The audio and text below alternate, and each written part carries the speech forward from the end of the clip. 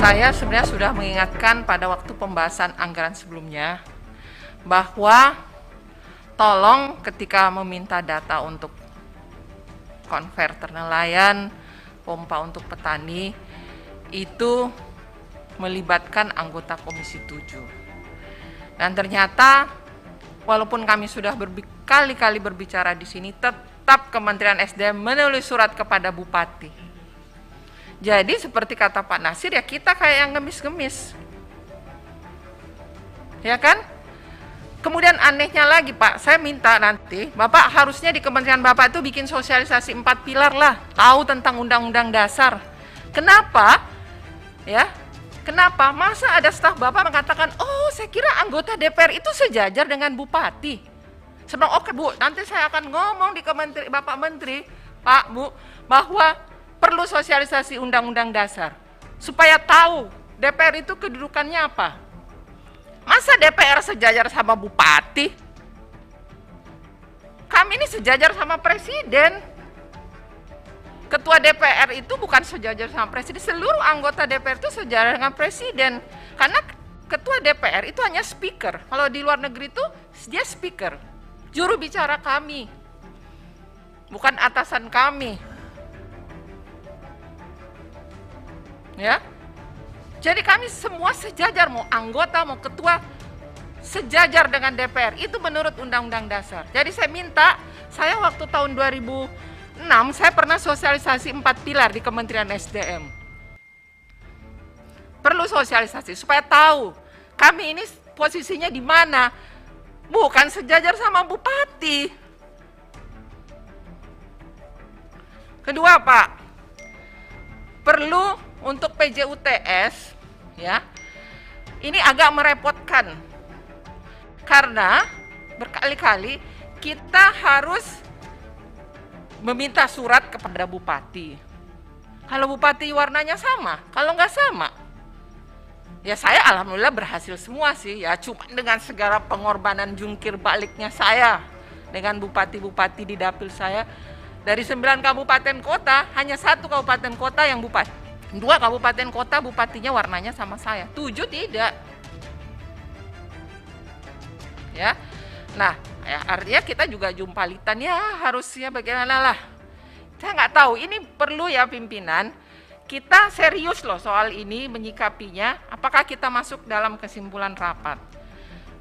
Kedua, di sini ada anggaran tentang jaringan pemantauan air tanah berbasis cekungan air tanah, 11 CAT. Di sini tulisannya. Saya nggak tahu, ini salah satu saya beberapa waktu rapat internal saya minta ini didorong, walaupun memang karena adanya undang-undang sumber daya air itu kembali di Kementerian PUPR, saya minta salah satu kesimpulan rapat kita mendorong Kementerian SDM istilahnya berkoordinasi dengan Kementerian PUPR untuk bisa, ya, mungkin judulnya tidak mengakomodasi ya, tapi berkoordinasi lah, sehingga titik-titik yang sebenarnya anggota Komisi 7 tahu perlu air, itu bisa diakomodasikan, ya. Memang yang membangun Kementerian PUPR, tapi dengan rapat koordinasi itu kita dorong. Ini salah satu kesimpulan yang saya minta. Kemudian, ya, untuk ini tentang Pak Menteri, nanti saya akan serahkan kepada Bapak. Saya kadang-kadang nangis lihat anggaran 2021 Kementerian SDM. 287 miliar hanya untuk bikin kebijakan, bikin rekomendasi, bikin studi, itu nggak ada gunanya Pak untuk rakyat. Karena saya pernah minta di ruangan ini, mana hasil studi yang tahun-tahun sebelumnya. Saya kan di Komisi 7 dulu, saya bandingkan, saya bongkar kemarin file, saya jajarin semua. Itu redahan dan berulang-ulang. Ya, contohnya untuk membuat permen menteri saja, ya, di sini. Nanti saya serahkan sama Bapak teliti. Untuk membuat permen menteri masa perlu 4 miliar, 4,8 miliar. Ya, 4,9 miliar untuk membuat draft Kepmen kewilayahan subsektor mineral dan batu bara. Kalau baru mau bikin sekarang, ada lagi juga rekomendasi pemanfaatan batu bara dan BBM untuk pembangkit tenaga listrik. Kalau baru mau bikin rekomendasi sekarang, selama ini Kementerian SDM kerjanya apa ya? Gak ada kerjanya, semua baru mau dibuat studi, baru mau dibuat kebijakan, baru mau dibuat rekomendasi. Nangis saya Pak lihat ini. Di mana hati nurani bapak-bapak dan ibu-ibu di Kementerian SDM? Saya tahu pekerjaan gini nih nggak bisa diperiksa oleh KPK, nggak bisa diperiksa oleh BPK. Karena intangible, nggak kelihatan. Tapi bapak-bapak nggak punya hati semuanya. Ya, saya serahkan nanti ke Pak Menteri, saya sudah rekap Pak, 2021 287 miliar hanya untuk bikin, Bapak bikin Capman aja 4,9 miliar, satu Capman. Malah saya minta dalam kesimpulan rapat disebutkan, setiap rapat saya minta paparan dari studi dan kebijakan rekomendasi yang sudah dibiayai oleh uang negara. Kita biot, saya mau tahu apa rekomendasi yang Bapak berikan kepada bangsa ini. Ya, rekomendasi efisiensi tenaga listrik, efisiensi harga listrik, rekomendasi penurunan susut jaringan tenaga listrik. Makanya saya minta ini dirapatkan juga. Di Bapak Presiden semua rekomendasi kebijakan studi yang dianggarkan disampaikan. Ya, 287 miliar dikurangi dengan DEN, kurangi BPH itu masih ada 260 miliar. Ya, ini Pak, tolong nanti Bapak saya kasih rekapitulasi saya, dan Bapak bisa lihat di mana hati kalian semuanya. Kemudian di sini ada diklat masyarakat bidang SDM 1610. Ini siapa ini? Jadi intinya begini Pak, kalau saya lihat porsi anggaran, walaupun teman-teman ya apresiasi ini. Oke, memang itu tugas Bapak, tugas kementerian. Tetapi kalau dibandingkan porsi anggaran yang dihabiskan secara internal, itu masih kecil itu untuk masyarakat.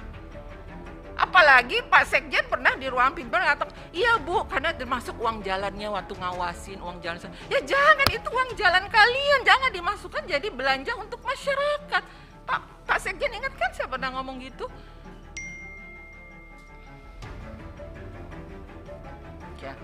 Kemudian saya perlu satu rekomendasi untuk PJUTS Pak, kalau rusak, gimana? Tidak ada, perlu ada sosialisasi, satu rekomendasi di kesimpulan terkait dengan transfer of knowledge. Ini enggak ada, misalnya sekarang saya ditanya, ini baru dipasang mati, gimana ya caranya ya?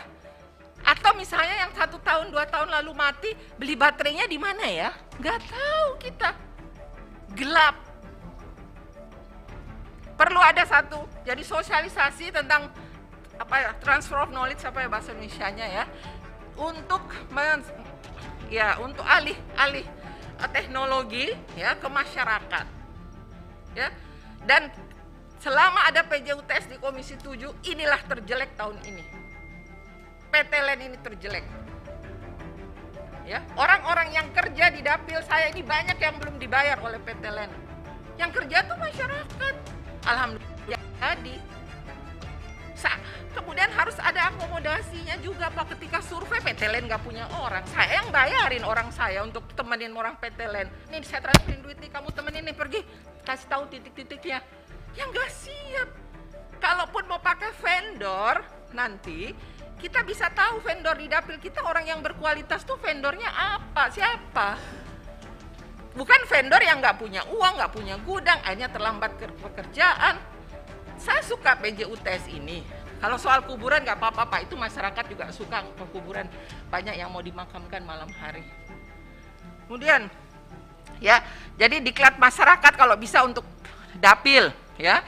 Kemudian satu kesimpulan, dorong juga untuk koordinasi antara Badan Geologi dengan PUPR.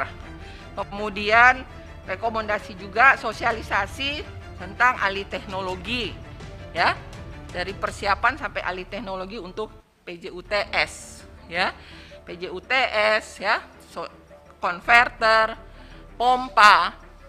Catatan yang saya betul-betul bikin kesel tuh Pak, kami tuh disamain sama bupati. Bapak menulis surat ke bupati, jadi kita yang harus telepon bupati. Oke, kamu harus koordinasi sama saya. Ini apa gunanya kita ketok sini kalau bapak mintanya ke bupati? Kita udah ngomong di sini, saya duduknya pas di sini. Tapi staf bapak masih melakukan surat ke bupati. Dan saya dapat surat itu katanya baru mau dirubah, tapi kan lucu. Itu kan aspirasi kita Pak, kalau tahu enggak di Komisi 10, dia 20.000 beasiswa, itu ditulis aspirasi Ibu A. Ya, yang menyerahkan buku tabungannya, pokoknya dia hanya menyerahkan nama ke Kementerian Pendidikan. Dulu juga begitu kami waktu dikti masih di sini. Kemudian kami yang menyerahkan buku tabungannya. 52,8 juta per mahasiswa. Ini kan Bu, kami kan PPK-nya Bu, jadi kami yang ini kata staf Bapak. Gimana sih? Saya rasa kadang-kadang rasa terhina juga ya sebagai anggota DPR ini. Apalagi ada perkataan, oh bukan Ibu sejajar sama Bupati. Makanya perlu 4 pilar di sana.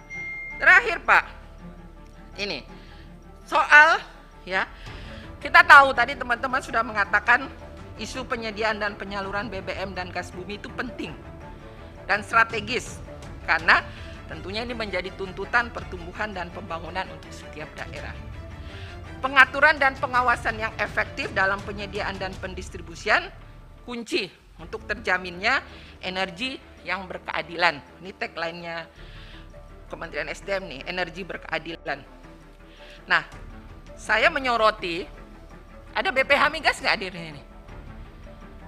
Kami menyoroti tugas BPH Migas yang mengemban tugas pengaturan dan pengawasan. Ini perlu mendapat dukungan juga dari kementerian supaya bekerja optimal.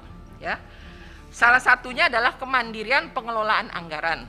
Ya, di mana pemanfaatan iuran badan usaha dapat lebih dipertanggungjawabkan. Jadi kami ingin ya bisa dapat dipertanggungjawabkan terkait dengan iuran badan usaha, tentunya untuk kemajuan industri hilir migas. Nah, terakhir saya ingin sampaikan ya, jadi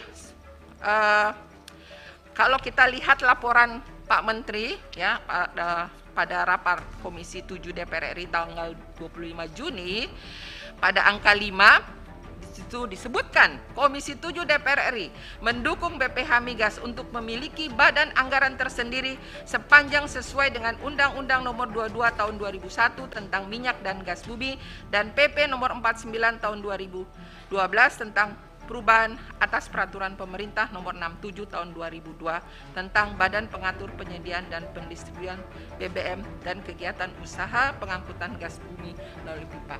Artinya apa Pak?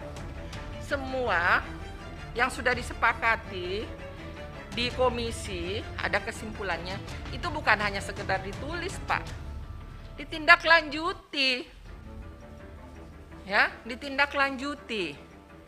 Nah, terakhir air nih, ini buat teman-teman bukan buat saya saja. Bapak kan punya badan litbang, badan litbangnya udahlah stop bikin ventilator Pak. Ventilator ada yang bikin yang lain, tugas yang lain. Ya ada kita di mitra kerja kita juga, BPPT, LIPI.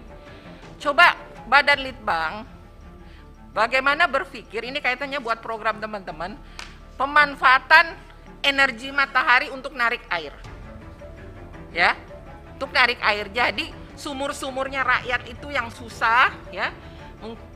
Jadi Bapak bikin sumur, nggak usah yang kedalaman 150 meter, sumur yang 70 meter, terus kemudian kita aplikasikan energi matahari. Ya, karena program andalan teman-teman di Komisi 7 salah satunya termasuk di dapilnya Pak Edi, para pimpinan, ya termasuk saya, itu adalah sumur bor. Ya, kekeringan itu melanda. Jadi coba Bapak bedah lagi anggarannya Litbang, itu kalau bisa yang berguna untuk masyarakat lah. Ya, begitu juga anggarannya BPSDM ya, sumber daya manusia, itu juga tadinya saya pikir ada beasiswa, ternyata tidak. Jadi betul-betul tolong Pak, saya setuju dengan Pak Nasir, buat apa kita jadi tukang ketok, itu DPR zaman dulu tuh. Ya. Kita hanya ngetok, terus Bapak seenak. Jangan Pak. Kita ngawasi, karena judul rapat tadi dibuka oleh pimpinan adalah pengawasan. Bapak dapat penghargaan serapan anggaran karena kita yang bantu, komisi anggota yang bantu Pak. Ya, demikian mungkin ini yang saya sampaikan. Mohon maaf, ini benar-benar menjadi perhatian Pak. Tolong kita bekerja untuk rakyat. Kita pakai hati lah Pak. Ya. Makasih. Wabillahi taufiq wa hidayah. Wassalamualaikum warahmatullahi wabarakatuh.